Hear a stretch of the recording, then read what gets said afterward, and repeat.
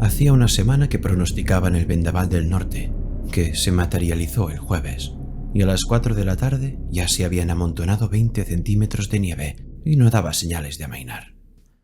Los 5 o 6 de siempre estábamos congregados alrededor de la estufa en el Night Owl de Henry, el único bar pequeño de este lado de Bangor que permanece abierto durante las 24 horas del día. Henry no tiene mucha clientela. Generalmente se limita a despachar cerveza y vino a los chicos de la universidad, pero se las apaña, y no hay un local mejor que el suyo para que los jubilados inservibles como nosotros nos reunamos e intercambiemos información acerca de los que han muerto últimamente y de cómo el mundo se va al diablo. Esa tarde, Henry estaba en la barra, y Bill Pelham, Bertie Connors, Carl Littlefield y yo estábamos encorvados alrededor de la estufa. Fuera, ni un coche se movía por Ohio Street, y los quitanieves tenían mucho trabajo. El viento arrastraba montículos que parecían la columna vertebral de un dinosaurio. Durante toda la tarde, Henry solo había tenido 3 parroquianos, y esto si contamos al ciego Eddie. Eddie tiene alrededor de 70 años y no es completamente ciego. En general, tropieza con las cosas. Viene 1 o 2 veces por semana y se mete un pan bajo la chaqueta y se va con una expresión que parece decir: «He vuelto a engañaros, estúpidos hijos de puta». Una vez, Bertie le preguntó a Henry por qué no le ponía coto a eso. «Te lo diré», respondió Henry. Hace algunos años, la Fuerza Aérea pidió $20 millones para producir el modelo de un avión que habían diseñado.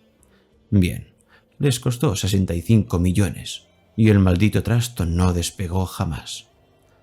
Esto sucedió hace 10 años, cuando Eddie y yo éramos bastante más jóvenes, y yo voté a favor de la mujer que patrocinó aquel proyecto. El ciego Eddie votó contra ella, y desde entonces le pago el pan. Bertie no parecía haber entendido muy bien la historia, pero se quedó rumiándola. En ese momento volvió a abrirse la puerta, que dejó pasar una ráfaga de aire gris y frío, y entró un chico que golpeó las botas contra el piso para desprender la nieve. Lo identifiqué enseguida. Era el hijo de Richie Grenadine, y al ver su cara tuve la impresión de que acababa de pasar por un mal trance. Su nuez de Adán subía y bajaba convulsivamente, y sus facciones tenían el color de un encerado viejo. «Señor Parmalee», le dijo a Henry mientras los ojos le giraban en las órbitas como cojinetes. «Tiene que venir a casa. Tiene que llevarle la cerveza e ir a casa. Yo no me atrevo a volver. Tengo miedo». «Calma, calma», respondió Henry quitándose su delantal blanco de carnicero y contorneando la barra. «¿Qué sucede? ¿Tu padre ha agarrado una mona?»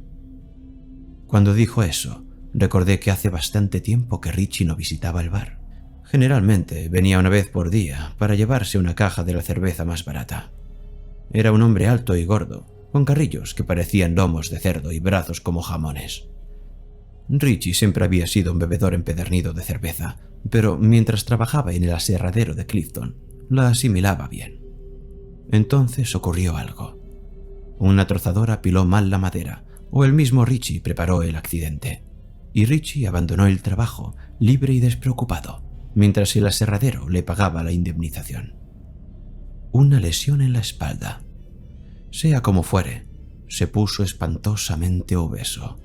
En los últimos tiempos no asomaba las narices por allí, aunque de vez en cuando veía a su hijo que venía a comprar la caja de todas las noches. Un chico simpático. Henry le vendía la cerveza porque sabía que el muchacho se limitaba a obedecer las órdenes de su padre. Sí, ha agarrado una mona, asintió entonces el chico. Pero ese no es el problema. Oh, Dios mío, qué horror. Henry se dio cuenta de que iba a llorar, de modo que se apresuró a decir: «Carl, ¿puedes atender un rato el negocio?» «Por supuesto. Ahora, Timmy, ven conmigo a la trastienda y cuéntame qué sucede». Se metió con el chico y Carl se colocó detrás de la barra y se sentó en el taburete de Henry. Durante un tiempo nadie dijo nada. Nos oímos conversar en la trastienda, la voz profunda, pausada de Henry, y después la tiplada de Timmy Grenadine, que hablaba atropelladamente. Por fin el chico se echó a llorar y Bill Pelham se aclaró la garganta y empezó a cargar su pipa. «Hace un par de noches que no veo a Richie», comenté. «No te has perdido nada», gruñó Bill. «Vino a finales de octubre», manifestó Carl. «Unos días antes de Todos los Santos. Compró una caja de cerveza Shields. Estaba engordando pavorosamente». No había mucho más que agregar. El chico seguía llorando, pero al mismo tiempo hablaba. Fuera, el viento seguía aullando y ululando, y la radio anunció que por la mañana tendríamos más o menos otros 20 centímetros de nieve. Estábamos a mediados de enero y me pregunto si alguien había visto a Richie desde octubre, sin contar a su hijo, claro está. La conversación continuó durante un largo rato, pero finalmente Henry volvió a salir con el chico. Este se había quitado el abrigo y en cambio Henry se había puesto el suyo. El chico comprimía un poco el pecho, como acostumbra hacerlo la gente cuando ya ha pasado lo peor, pero tenía los ojos enrojecidos y cuando se volvía hacia alguien bajaba la vista. Henry parecía preocupado.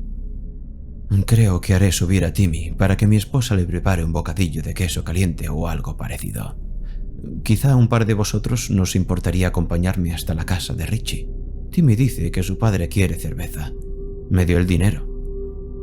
Trató de sonreír, pero solo consiguió esbozar una mueca enfermiza y desistió del esfuerzo. «Claro que sí», dijo Bertie. «¿Qué marca de cerveza? Yo iré a buscarla». «Trae la Harrow Supreme», contestó Henry. «En la trastienda tenemos algunas cajas a precio rebajado». Yo también me levanté. Tendríamos que ir Bertie y yo. Con este tiempo la artritis de Carl se pone insoportable y Bill Pelham ya no maneja bien el brazo derecho. Bertie trajo las latas de Harrows embaladas en grupos de 6, y yo metí 2 docenas en una caja mientras Henry llevaba al chico arriba, al apartamento del primer piso. Bien, se puso de acuerdo con su señora y volvió a bajar echando una mirada por encima del hombro para asegurarse de que la puerta de arriba estaba cerrada. «¿Qué sucede?», preguntó Billy ansiosamente. «¿Richie le pegó una paliza al chico?» «No», respondió Henry. «Prefiero no decir nada, por ahora. Os parecería absurdo. Sin embargo, os mostraré algo. El dinero que trajo Timmy para pagar la cerveza». Sacó del bolsillo 4 billetes de $1, cogiéndolos por un ángulo y enseguida justifiqué esa preocupación. Se hallaban totalmente cubiertos por una sustancia gris, viscosa, parecida a la baba que se forma en la superficie de las conservas descompuestas. Los depositó sobre la barra con una sonrisa rara y le ordenó a Carl: «No permitas que los toquen. No si la mitad de lo que dice el chico es cierto». Y se encaminó hacia el fregadero contiguo al mostrador y se lavó las manos. Me levanté, me puse el chaquetón y la bufanda, abroché la prenda hasta arriba. Habría sido una tontería coger el coche. Richie vivía en un edificio de apartamentos situado en el extremo de Curva Street, muy cerca de allí, y en el último punto que tocaba el quitanieves. Cuando salimos, Bill Pelham gritó a nuestras espaldas: «No os descuidéis». Henry hizo un gesto de asentimiento. Depositó la caja de Harrow sobre la carretilla que deja junto a la puerta y nos dispusimos a salir. El viento era cortante como una sierra y levanté inmediatamente la bufanda para cubrirme las orejas. Nos detuvimos un segundo en el portal mientras Bertie se calzaba los guantes. Tenía una mueca de dolor en la cara y comprendía lo que sentía. Estaba bien que los jóvenes esquiaran durante el día y pasaran la mitad de la noche corriendo carreras con esos malditos trineos aerodinámicos, pero cuando apenas pasas los 70 sin un cambio de aceite, el cierzo te llega al corazón. «No quiero asustaros, muchachos», manifestó Henry sin perder esa sonrisa extraña, que parecía expresar asco. «Pero de todas maneras os mostraré algo, y mientras caminamos hasta allí os contaré lo que me dijo el chico, porque quiero que lo sepáis». Al decir eso, extrajo del bolsillo de la chaqueta una pistola calibre 45, la misma que guardaba cargada y a punto debajo de la barra desde 1958, cuando había resuelto mantener abierto el establecimiento durante las 24 horas del día. No sé de dónde sacó esa pieza de artillería, pero sí sé que la última vez que la blandió delante de un asaltante, este dio media vuelta y salió corriendo. Henry era un tipo impasible, sí señor. Un día lo vi echar a un estudiante que quiso obligarlo a canjear un cheque. El chico salió como alma que lleva el diablo. Bien, solo cuento esto porque Henry quería que Bert y yo supiéramos que hablaba en serio, y vaya si lo sabíamos. De modo que nos pusimos en marcha, encorvados como lavanderas para luchar contra el vendaval. Henry empujaba la carretilla y repetía lo que le había narrado el chico. El viento trataba de arrancarle las palabras antes de que llegaran a nosotros, pero oímos casi todo, más de lo que nos habría gustado oír. Me alegré intensamente de que Henry llevara su bazuca en el bolsillo de la chaqueta. El chico pensaba que la culpable había sido la cerveza. Ya sabéis cómo de vez en cuando puede haber una lata en mal estado, insípida o maloliente, o verde, como las manchas de orina del calzoncillo de un irlandés. Un tipo me dijo una vez que basta un orificio insignificante para que se filtren bacterias capaces de hacer cosas muy raras. El agujero puede ser tan minúsculo que la cerveza casi no se escurre, pero las bacterias entran igualmente, y la cerveza es muy nutritiva para algunos de esos bichos. Sea como fuere, el chico contó que aquella noche de octubre Richie trajo un cajón de Golden Light, como siempre, y que se sentó a consumirla mientras Timmy hacía sus deberes. Timmy se disponía a irse a la cama cuando le oyó decir a Richie: «Jesús, qué asco». Y Timmy le preguntó: «¿Qué sucede, papá?» «La cerveza», respondió Richie. «Cielos, nunca había notado un sabor tan espantoso en la boca». La mayoría de la gente se preguntará por qué demonios la bebió si tenía tan mal sabor, pero eso es porque la mayoría de la gente no ha visto cómo traga la cerveza Richie Grenadine. Una tarde yo estaba en la taberna de Wally y le vi ganar la apuesta más estrafalaria. Le apostó a un tipo que era capaz de beber 20 vasos de cerveza en un minuto. Ninguno de los parroquianos habituales aceptó la apuesta, pero un viajante de Montpellier puso $20 sobre la barra y Richie lo copó. Bebió los 20 vasos en un minuto y aún le sobraron 7 segundos, aunque cuando salió tenía una cuerda fenomenal. De modo que supongo que Richie vació casi todo el contenido de la lata antes de que el cerebro le diera la alarma. «Voy a vomitar», exclamó Richie. «Cuidado». Pero cuando llegó al inodoro ya se le había sentado en el estómago y eso fue todo. El chico dijo que la lata olía como si algo se hubiera arrastrado dentro de ella y hubiera muerto allí. Además, tenía un poco de espuma gris alrededor de la tapa. 2 días más tarde, cuando el chico volvió de la escuela, encontró a Richie sentado frente al televisor, mirando los seriales lacrimógenos de la tarde con todas las persianas bajadas. «¿Qué pasa?», preguntó Timmy, porque Richie casi nunca regresaba a casa antes de las 9. «Estoy viendo la televisión», contestó Richie. Hoy no tenía ganas de salir. Timmy encendió la bombilla del fregadero y Richie le gritó: «Apaga esa maldita luz». Timmy obedeció, sin preguntar cómo se las arreglaría para hacer sus deberes en la oscuridad. Cuando Richie está de mal humor, nadie le pregunta nada. «Y vete a buscar una caja de cerveza», agregó Richie. «El dinero está sobre la mesa».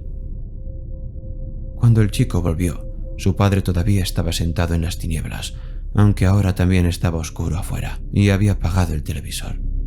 El chico empezó a asustarse. Bueno, ¿a quién no le pasaría lo mismo? Nada más que un apartamento en sombras y tu padre sentado en un rincón como un bulto. De modo que depositó la cerveza sobre la mesa porque sabía que a Richie no le gustaba muy fría, y cuando se acercó a su padre empezó a sentir una especie de olor a podrido, como el de un queso olvidado sobre el mostrador durante el fin de semana. Pero no hizo ningún comentario ni se sorprendió, porque el viejo nunca había sido lo que se llama una persona higiénica. En cambio, se cerró en su habitación y cerró la puerta e hizo sus deberes. Y al cabo de un rato oyó el ruido del televisor y el chasquido de la primera lata de la noche. Todo siguió igual durante 1 o 2 semanas. El chico se levantaba por la mañana e iba a la escuela, y cuando volvía a casa, Richie estaba frente al televisor y el dinero para la cerveza descansaba sobre la mesa. Además, en el apartamento reinaba un olor cada vez más pestilente. Richie no levantaba nunca las persianas y hacia mediados de noviembre le prohibió a Timmy que estudiara en su habitación. Argumentó que no soportaba la luz que se colaba por debajo de la puerta. De modo que Timmy empezó a ir a estudiar a la casa de un amigo cerca de allí, después de comprarle la cerveza a su padre. Hasta que un día, cuando Timmy volvió de la escuela, eran las 4 y casi era de noche, Richie le dijo: «Enciende la luz». El chico encendió la bombilla del fregadero y se quedó atónito al ver que Richie estaba envuelto en una manta. «Mira», murmuró Richie, y asomó una mano de debajo de la manta, pero no era en absoluto una mano. Algo gris. Fue lo único que el chico atinó a decirle a Henry. No parecía en absoluto una mano, solo un muñón gris. Bien, Timmy Grenadine se asustó. «¿Qué te sucede, papá?», preguntó. Y Richie contestó: «No lo sé, pero no duele. Es casi agradable». Entonces Timmy exclamó: «Voy a llamar al Dr. Westfield». Y la manta empezó a temblar de un extremo a otro, como si algo abominable se estuviera estremeciendo íntegramente allí abajo. Y Richie siseó: «Ni en sueños. Si lo haces, te tocaré y terminarás así». Y apartó fugazmente la manta de su rostro. Ya estábamos en la intersección de Harlow y Gourb Street, y yo tenía más frío del que marcaba, cuando salimos, el termómetro de la Orange Crush adosado en la pared de Henry. Nadie quiere creer este tipo de cosas, y sin embargo, hay fenómenos muy extraños en el mundo. Una vez conocí a un tipo llamado George Kelson que trabajaba en el Departamento de Obras Públicas de Bangor. Había pasado 15 años reparando tuberías de agua y cables de electricidad y cosas parecidas, hasta que un día renunció, sencillamente, 2 años antes de jubilarse. Frankie Haldeman, que era amigo suyo, contó que un día George bajó a una alcantarilla de Essex, bromeando y riendo como de costumbre, y que 15 minutos después volvió a salir con el cabello blanco como la nieve y con los ojos desorbitados, como si hubiera espiado por una ventana que comunicaba con el infierno. Fue directamente al garaje del Departamento de Obras Públicas y marcó su tarjeta en el reloj y se marchó a la taberna de Wally y empezó a beber. El alcohol había acabado con él 2 años más tarde. Frankie intentó sonsacarle algo, pero George solo habló una vez, un día en que estaba excepcionalmente borracho. Giró sobre su taburete y le preguntó a Henry Haldeman si alguna vez había visto una araña grande como un perro de buen tamaño, sentada en una tela llena de gatitos y otros animales parecidos envueltos en hilo de seda. Bien, ¿qué podía contestarle? No digo que eso sea cierto, pero lo que sí digo es que en los recovecos del mundo hay cosas que podrían enloquecer a cualquiera que se encontrase cara a cara con ellas. De modo que nos detuvimos un minuto en la esquina, a pesar del viento que soplaba calle arriba. ¿Qué vio?, inquirió Bertie. Dijo que siguió viendo a su padre, respondió Henry, pero que parecía sepultado en gelatina gris, y que estaba como apelmazado. Agregó que sus ropas asomaban fuera de la piel y desaparecían dentro de ellas, como si se hubiera fusionado a su cuerpo. «Oh, Dios bendito», exclamó Bertie. Después volvió a cubrirse inmediatamente y le gritó al chico que apagara la luz. «Como si fuera un hongo», comenté. «Sí», asintió Henry. «Más o menos así». «Conserva la pistola al alcance de la mano», murmuró Bertie. «Sí, eso es lo que haré». Dicho lo cual, empezamos a caminar por Curve Street. El edificio donde Richie Grenadine tenía su apartamento estaba casi a la cresta de la colina, y era uno de esos grandes monstruos victorianos que los magnates de la madera y el papel construyeron a principios de siglo. Ahora casi todos ellos han sido reformados y los han dividido en apartamentos. Cuando Bertie recuperó el aliento, nos informó que Richie vivía en el segundo piso, bajo aquel gablete que sobresalía como una ceja. Me arriesgué a preguntarle a Henry qué le había sucedido al chico después de aquel episodio. Aproximadamente en la tercera semana de noviembre, el chico volvió una tarde y descubrió que Richie ya no se conformaba con bajar las persianas. Había clavado mantas sobre todas las ventanas del apartamento. Además, olía cada vez peor, con una especie de fetidez pegajosa, como la que despide la fruta cuando la hace fermentar la levadura. Más o menos una semana después, Richie le ordenó al chico que empezara a calentarle la cerveza sobre la estufa. ¿Te imaginas la situación? El chico a solas en ese apartamento mientras su padre se convertía en algo, y calentando la cerveza y escuchando después cómo él, o eso, la bebía con un atroz gorgoteo, como cuando un viejo sorbe su papilla. Puedes imaginártelo. Y todo había continuado así hasta ese día, cuando las clases terminaron más temprano a causa de la tormenta. El chico volvió directamente a casa, explicó Henry. En el rellano de arriba no había luz. El chico sostiene que su padre debió de escurrirse fuera una noche para romper la bombilla, de modo que tuvo que ir a tientas hasta la puerta. Bueno, oyó algo que se movía dentro, y de pronto se le ocurrió pensar que no sabía a qué se dedicaba su padre durante el día en la semana. Hacía casi un mes que no le veía moverse de la silla, pero en algún momento debía abandonarla para dormir e ir al baño. En el centro de la puerta hay una mirilla, que teóricamente debería tener una traba por dentro, para cerrarla, pero que está rota desde que ellos viven allí. De modo que el chico se deslizó hasta la puerta con mucho sigilo, y empujó la mirilla un poco con el pulgar y pegó el ojo a la abertura. Ya estábamos al pie de la escalinata de entrada, y la casa se alzaba sobre nosotros como una cara alta, repulsiva, cuyos ojos eran las ventanas del segundo piso. Miré hacia arriba, y ciertamente las dos ventanas estaban negras como la boca del lobo, como si alguien las hubiera cubierto con mantas o las hubiera pintado. Tuvo que dejar pasar un minuto para que su ojo se acostumbrara a la penumbra, hasta que por fin vio un gran bulto gris, que no tenía ninguna semejanza con un hombre y que se arrastraba por el suelo, dejando atrás un rastro de una sustancia gris y pegajosa. Y después estiró un brazo, o algo que hacía las veces de brazo, y desprendió una tabla de la pared y extrajo un gato.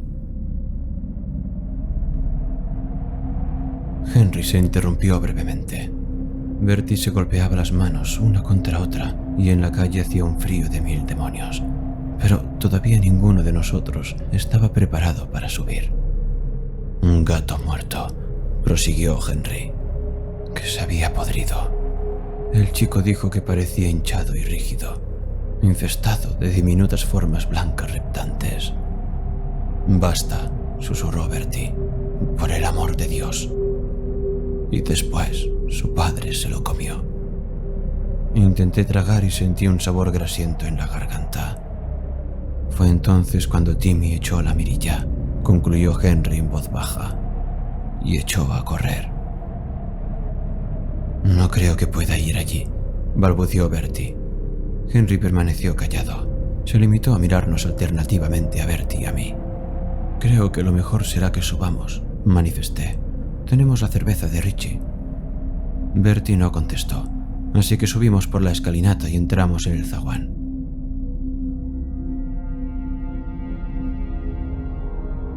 Lo olí enseguida. ¿Sabéis cómo huele una fábrica de sidra en verano? Es posible hacer desaparecer el olor de las manzanas, pero en otoño dicho olor es agradable porque tiene un dejo ácido e intenso que hace cosquillear la nariz. Pero en verano resulta repugnante y ese olor era idéntico a aquel otro, aunque un poco peor.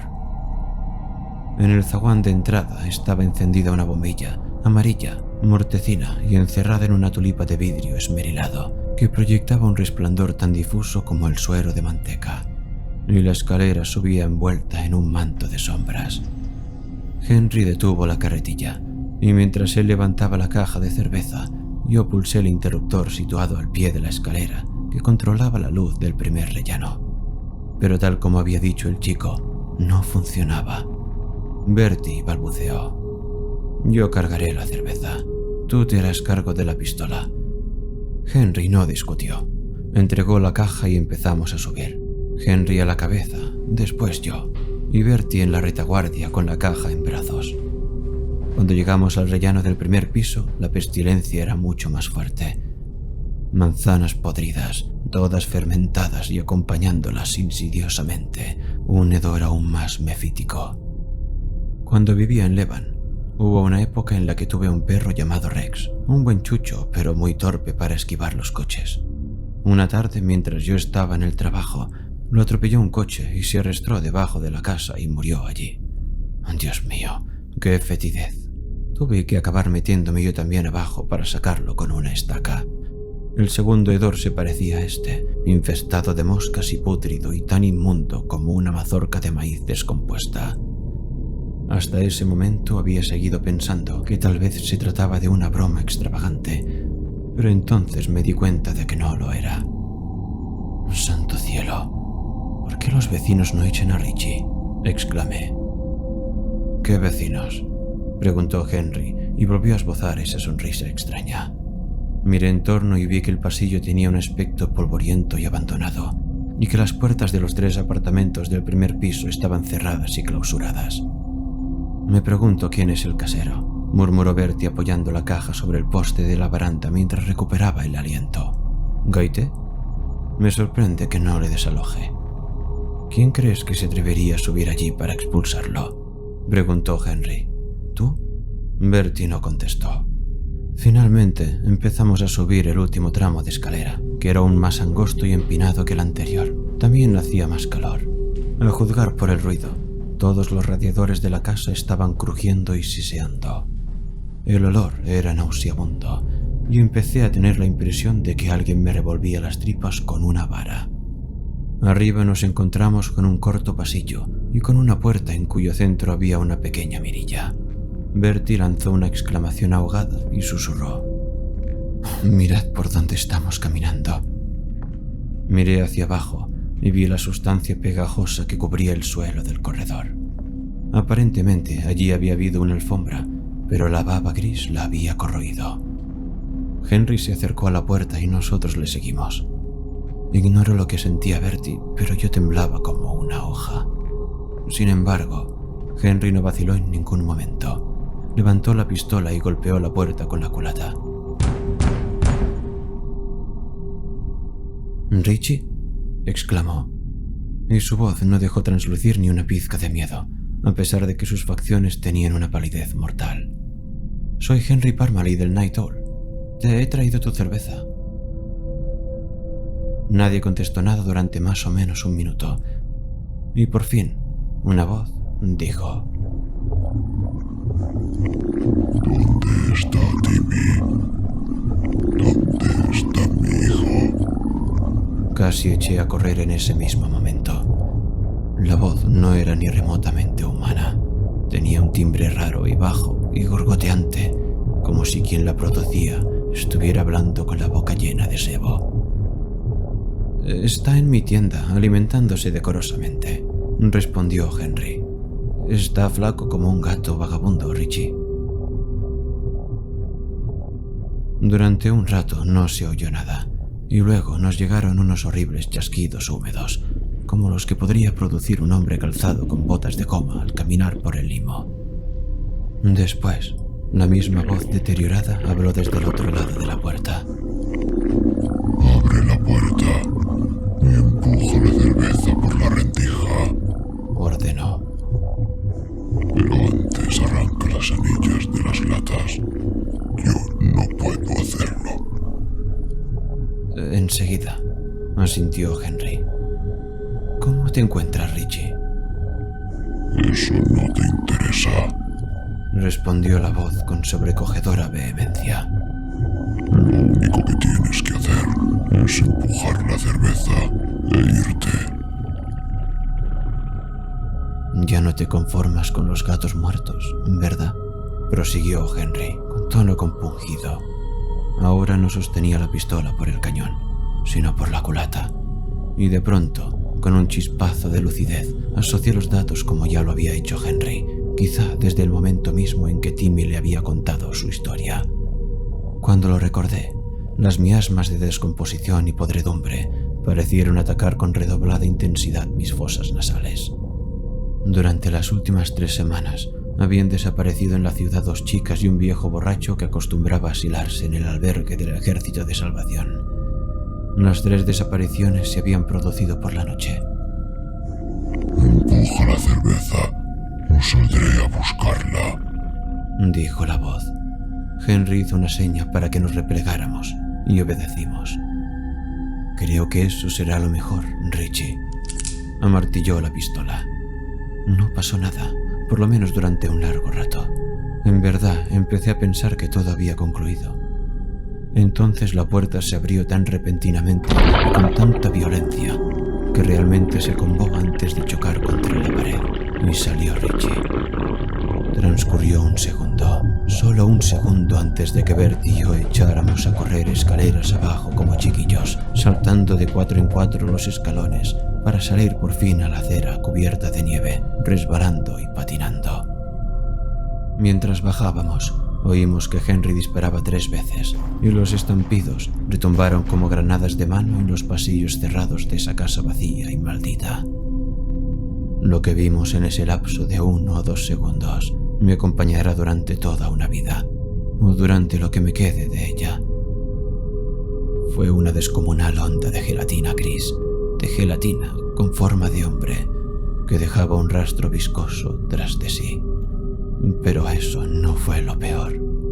Sus ojos eran chatos y amarillos y alucinados, sin el menor atisbo de alma humana. Y no eran solo 2, había 4, y a lo largo del centro de la mole, entre los 2 pares de ojos, se extendía una línea blanca, fibrosa, a través de la cual asomaba una especie de carne rosada palpitante, como cuando se abre un tajo en la barriga de un cerdo. Se estaba dividiendo, ¿entendéis? Se estaba dividiendo en 2. Bert y yo no cambiamos una palabra mientras volvíamos a la tienda. Ignoro qué ideas cruzaban por su mente, pero sé muy bien en qué pensaba yo. En la tabla de multiplicar. 2 por 2 son 4. 4 por 2 son 8. 8 por 2 son 16. 16 por 2 son...